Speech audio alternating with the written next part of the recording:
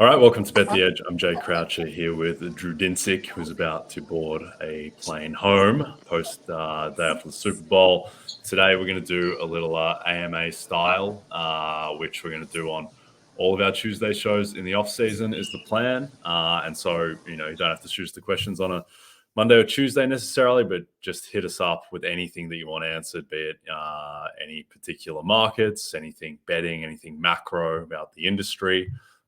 To Drew's tweet, anything about wine, movies, anything will play. So please just get in touch with us if there's anything that you want us to hit. We'll also talk about the NBA most improved player market and then quickly NFL MVP contenders. But let's start off with the questions. The first one is from Andy Vate, I believe. The question is, very curious about how you appear to hold down a normie job and also appear to devote significant time to studying the ins and outs of multiple sports and betting trends.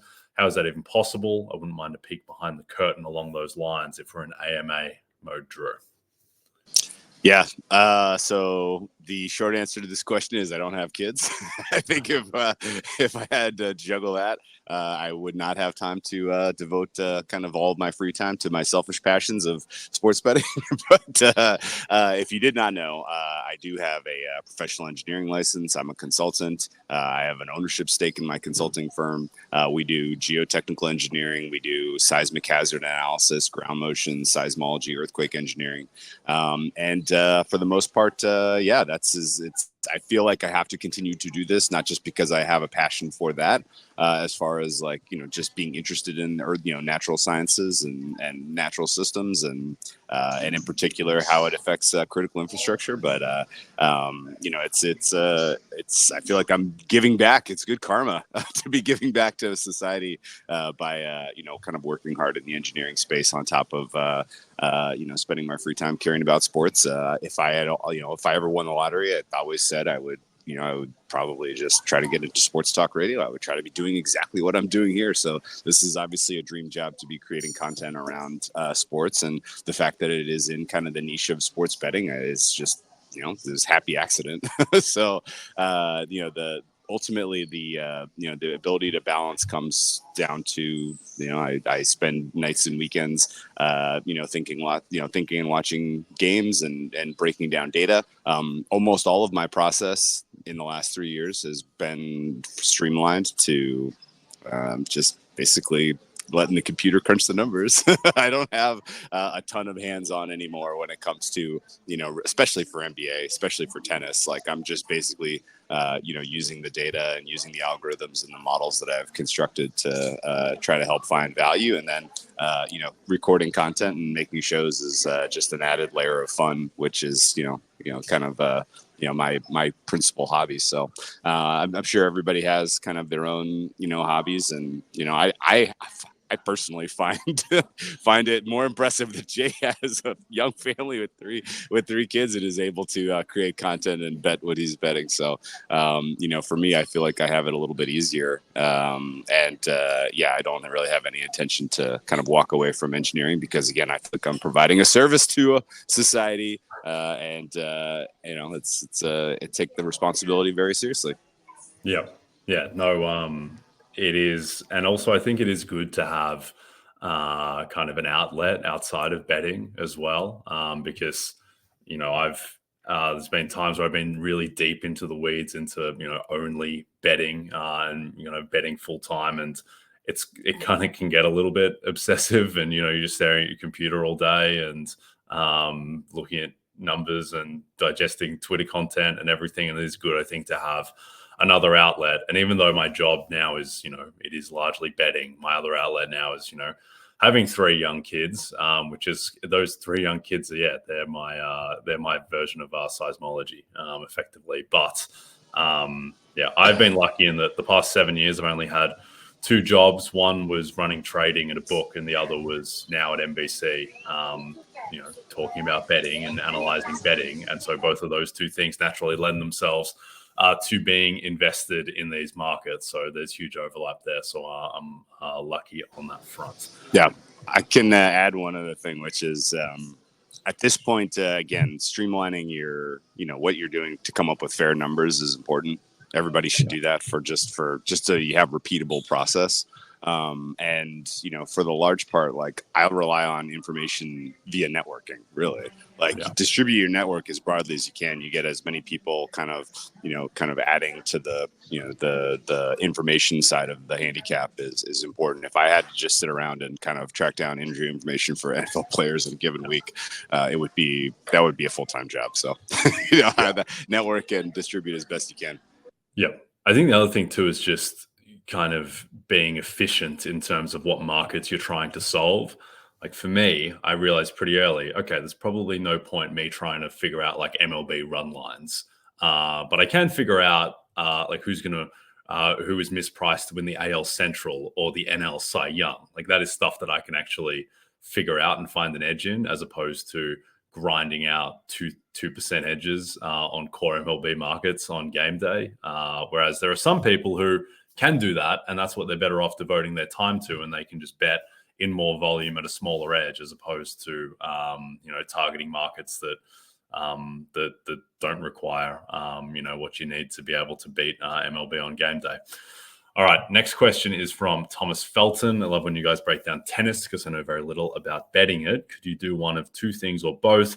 One, futures on the French Open, and two, break down differences in when you bet game spreads versus money lines in individual matches. I mean, we almost need to dedicate an entire hour podcast to this. The part one, futures in the French Open, is extremely fun. In my opinion, in my kind of what do you call it? Career having betting tennis, which goes back to about 2016. The men's side was pretty easy. Just bet Nadal at the earliest possible opportunity and forget about it. Now it is very different, obviously, although I do expect that this particular iteration will be Nadal's last French Open pursuit. I think he will ramp up with impressive performances on the clay swing. The French, the French Open is the culmination of the clay portion of the tennis season, where you have really, really, really high quality tournaments from late April through early June. And, you get a chance to really, really gauge form. It is very different than the Australian Open, where you're doing some guesswork about who's, kind of in, who's peak, because it's so early in the season. You have a long runway, a long on-ramp before we get to the French Open. So futures are best placed, in my opinion, after Barcelona. If you look at the calendar, you're going to have a couple of tournaments under your belt. You'll get a sense of, guys who are coming on at that time in the year who are playing well on clay. That's pretty much where you want to shop. If you just wanted me to say in the blind what happens, I think Iga probably wins the women's. That's not breaking news. And I think the men's is going to come down to Alcaraz v Nadal, which would be pretty cool. Djokovic seems a little checked out right now. He's out skiing. He's not really dialed in to preparing for tennis. And I think he's probably maybe resting on his laurels a little bit and kind of focus on Wimbledon and getting that championship back, as opposed to really kind of being able to defend the French. So I think Alcaraz has a decent chance to take that home this year, and if I could only have one bet right now, it would be Carlos. Okay, no, I like it. And in terms of the second question, betting game spreads versus money lines, I think that just broadly with that, it depends a lot on one, just the best price you can get relative to market in any given market, and then also just two, I guess the variance in terms of the matchup. Like if you think that someone is completely cooked from a fatigue perspective and things could get out of hand, then you're potentially better off riding the tails of taking the spread. But for the most part, those two markets naturally are tethered off of each other generally. So you're backing the same outcome. It's just mostly about the price point. Yeah, I would agree with that. And in general, I approach any kind of match as trying to find value on the dog. And if you think that there's a realistic chance that the dog makes it a competitive match but doesn't win, like you have, you're pricing at 35%, where the market says this should be closer to 25%, right? That's a big edge. And, but it's still only a 35% outcome. And so you have to have the stomach to, kind of take a lot of losses if you're going to take that approach, or you look for other innovative ways like the game spread, or in my personal preference is to take an over, just because you're basically saying this is going to be competitive. In general, there's a high correlation with the money line and totals in tennis, and you have to be a little bit, it just depends like what your particular risk appetite is. Yep, 100%. Okay, question 3 from Julian Skyfish. When do we start prepping for the Paris Olympics handicapping? Before I throw to you, Drew, I'll say that the last Olympics, which was my first proper Olympics, like getting really into it from a betting perspective. The Olympics is an absolute rort festival. Like, it is so hard for books to price. It is extremely inefficient and imprecise. And if you know what you're doing, it is one of the most profitable events imaginable in sports betting. I have a lot of fond memories of the women's double sculls rowing. The women's hammer throw, the great Anita, whose last name I can't pronounce, the Polish woman champion. It's like betting on Mahomes in the Super Bowl, basically, in OT, the way that she was absolutely heaving it. It is just, there is so little data for books to price off of, and it's difficult to sift through that data to know what is real and what is not, and how to throw out past performance versus heat times and all of this. And it is, yeah, if you can find yourself an edge, then this is one of the best betting events of the year. But what do you think? Yeah, this was a layup question. If you haven't already started, you're behind, Skyfish. Yeah. This is the most kind of one of the most important data points is national championships from last year. So if you want to start somewhere, I would start there.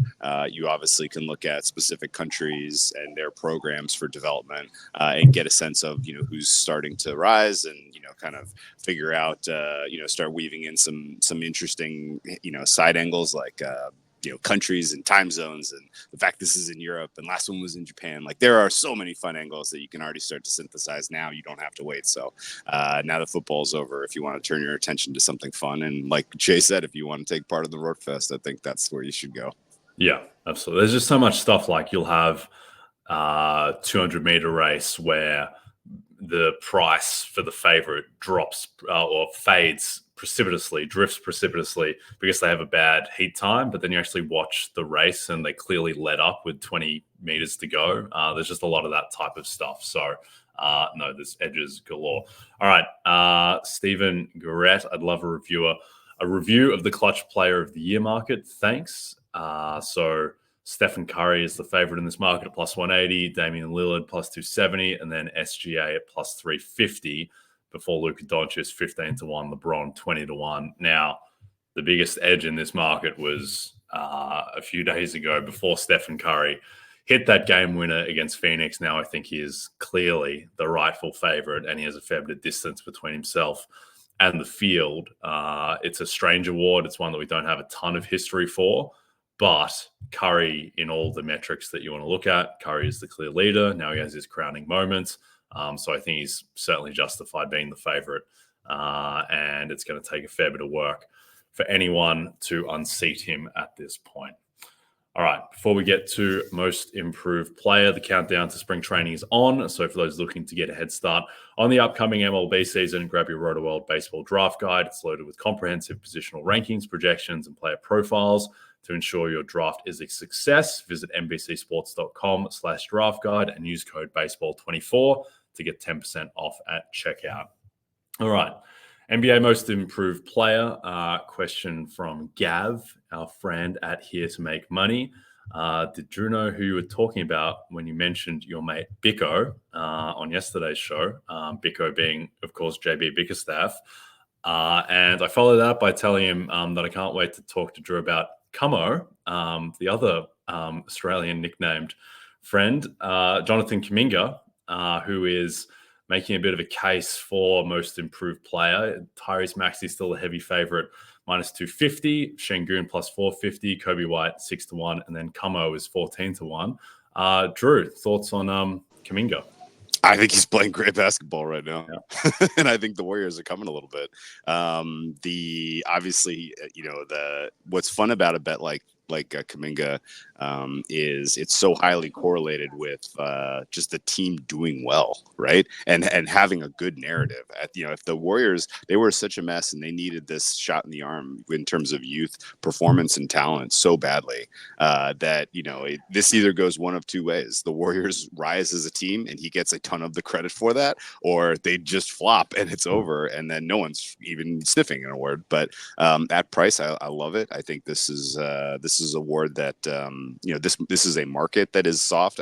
You don't need to look any further than the fact that Maxey had one gigantic performance, went to minus 800, and then has immediately slipped to minus 250. Like, this is a highly volatile market right now, and the Sixers tending to stumble their way into the playoffs instead of going in with authority, I think is going to hurt Max's case quite a lot.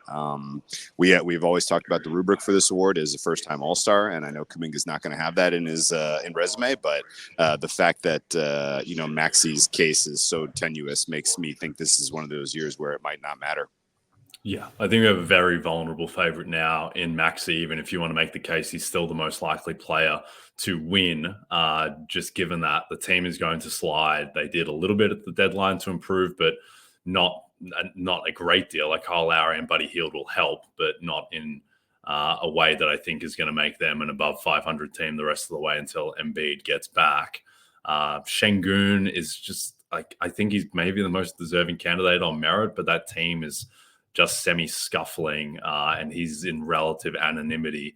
Kobe White has, I think, a fine enough case, and he's got a huge increase just in his raw statistical numbers, jumping up to around 20 points per game, almost effectively doubling his average. But again, just randomly, Kobe White already averaged 15 points per game in his career, and on that team, which is kind of Houston East, albeit in a bigger market. I think he has certainly a chance, but I think that I would have Kuminga above both of those guys at the moment, just given that I think his improvement is the most surprising and the most jarring. So between the fact that the Warriors just get a lot more attention than the Rockets and the Bulls, also the fact that Kuminga's emergence into the second best player on the Warriors in the eyes of some, at least he has been for the past month, that just gives him so much more narrative than Şengün and White. Like, he is seen as rescuing Golden State's season. So if Maxey is to slip up and his efficiency is already declining and the team is losing more, then I think he's going to be in trouble, and I think Kuminga can sail past him. The other thing with Kuminga is that, yes, he's only jumped from 10 to 15 points per game at the moment, but that is poisoned by him not having that much of a role early on in the season. If he just keeps on doing what he's doing at the moment, then he's going to finish at 18 to 19 points per game. And if the Warriors sail home against a soft schedule, then I think he's going to have a pretty compelling case. I think the only thing I can add, because that was perfect, the only thing I can add is he deserves consideration just because he has improved dramatically. Like, if you just want to boil down, how do you define this award? Like, has Maxey taken that much of a step forward from last year? Like, he was the hot ticket for MIP last year. He was kind of expected to have this role. He was just a year late. Kuminga has literally totally, updated his game, improved his game to where he is now a guy that, as you mentioned, could save the Warriors season. Yep. And I think that's a great point, that Maxey's improvement is so much more linear than Kuminga's, which is so much more surprising. Anyway, Drew's got to board a flight, so safe journey home, mate. We'll be in touch, and we'll chat to you later in the week. Okay. Before we get to NFL MVP, which I'll quickly touch on before we sign off, Thursday night is another chance to watch a new chapter in college basketball history when Caitlin Clark chases down the all-time NCAA scoring record when Iowa hosts Michigan. Coverage of the Big Ten matchup begins at 7:30 p.m. Eastern, exclusively on Peacock. Okay. 2024-25 NFL MVP market. Its prices have opened in terms of the top tier, at least relatively similar to last season, where your three favorites, Patrick Mahomes plus 600, Josh Allen plus 800, Joe Burrow at plus 900, and then CJ Stroud, who I'm sure will be a popular bet, is at 11-1. Lamar Jackson, Justin Herbert, and Dak Prescott, they follow. I think where this market just starts and will start for the next 5, 6, 7, 8 years is that Mahomes is just too long at plus 600, and there's bigger prices out there in the market than that. And when you look at what Brady and Manning achieved, and you think about how Mahomes, how dire of a regular season he had this year relative to his established norms, and I still think that if MVS catches that ball against Philadelphia, and if Kadarius Toney isn't offsides against Buffalo, then I think there's a good chance that Mahomes is able to win MVP.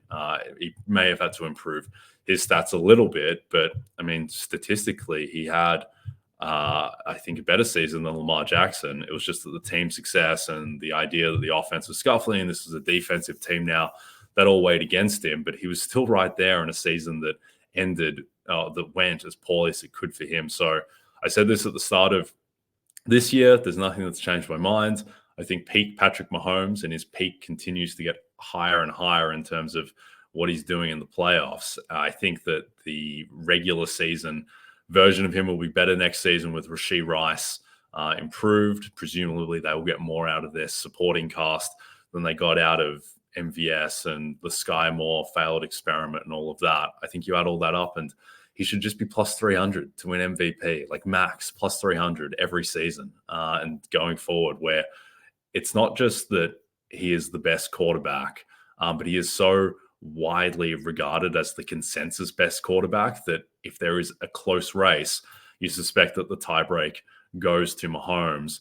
I get it with Josh Allen, who I think is the second best quarterback in the NFL, but Allen's player profile, it just isn't really conducive to what voters have historically prized in MVP, where Allen just turns the ball over so much. And I don't think that is ever going to go away. That is just the type of player that he is. And voters just hate turnovers. I thought that Aaron Schatz voted for Josh Allen to win MVP. I think I probably would have as well, but his turnovers are so poisonous for the rest of the voting base that he just doesn't get the credit that he should for wearing the Superman cape like he does and adding all the value that he does rushing and kind of succeeding without that strong of a supporting cast, at least this year. Burrow just plays in such a difficult division. It's tough to be single digits for MVP in this type of field with Mahomes and Allen when are they even going to be the favorites to win their division? I suspect Baltimore will be right there. Stroud, the team, it's difficult. Lamar 12-1 is about fair. There's no long shot bet that really stands out at this point. Drew and I were talking. We were talking a couple of days ago about if Deshaun Watson was the most deserving MVP candidate, would he actually win MVP? Because if he didn't have his baggage, to say it lightly, then 80-1 on Deshaun Watson would probably be a good bet, because his last year in Houston, he was effectively a top 3, top 4 quarterback in the league, and he has that ceiling and he has the weapons. But that's it. That betting on Deshaun Watson at this point doesn't seem particularly appetizing. So I just think that this market, it starts with Mahomes for now. The market it's not aggressively short enough on him at this point. We will talk about more long shot possibilities later on in the offseason, but for now, I think Mahomes is the bet. And we talked about this earlier in the year. It's across really all sports that often the favorite for MVP just isn't short enough, and not just MVP, but other awards as well. Like, we'll see when the Defensive Player of the Year market opens up. I'm assuming that my 2 bets in that market are going to be Micah Parsons and Myles Garrett, like they have been for the past couple of years, because I think it's something of people just not wanting to tie up their money and people always looking for long shots in the market. And books are pricing in variance to some extent by not having the favorites ultra short. But I think even when you're basing in variance, I think it's reasonable to say that Patrick Mahomes is a 25% chance to win MVP in a season in the middle of his prime. And that's what plus 300 is. So I think plus 600 is just comically too long. So that would be my bet in that market. And I'm sure we'll talk about this market plenty over the coming months. But for now, for me, it's Mahomes. All right, we are done. Don't forget to check out NBCSports.com for more information to help you with your wagers. Thanks to those watching on the NBC Sports YouTube channel. If you're listening to us in podcast form, don't forget to rate and subscribe. And also a reminder to find all your favorite NBC Sports shows on Amazon Music. Just head to amazon.com/NBC Sports. From Jay Croucher and Drew Dinsick, we'll see you tomorrow.